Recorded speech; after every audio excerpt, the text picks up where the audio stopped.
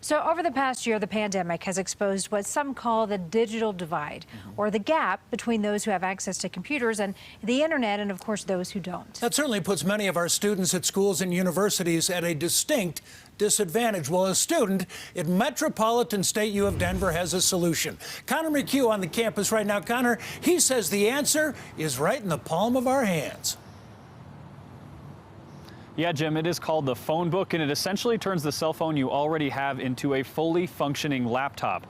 The student who created this developed it right here on the MSU Denver campus, but also sees even greater potential in his home continent of Africa.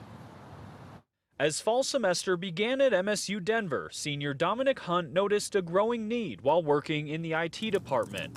With classes moving online, computers were a necessity, but there weren't enough loaners to go around. And then that was when I realized that there was a problem and I needed to create something. Hunt's solution is called the Phonebook, a 3D printed dock that converts your smartphone to a laptop. It's really just an LCD, battery pack, and then a logic board controller. He developed it over the course of a semester in Professor Amy Kern's industrial design class, and last month took second place in a worldwide design challenge with Stanford as a one-man team.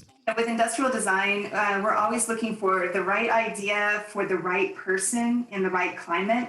He had the trifecta. With reward money, Hunt plans to bring his idea back to Kenya, where he lived the majority of his life. With the cost being so low and everyone already owning a mobile device, that's where it can really benefit them, because now they have a computer. He hopes to empower his community with information and hopefully bridge the digital divide in an affordable way. The Phonebook would be able to give people access to internet and computing earlier than they might have before. And I think that this would be a product that could positively impact human life.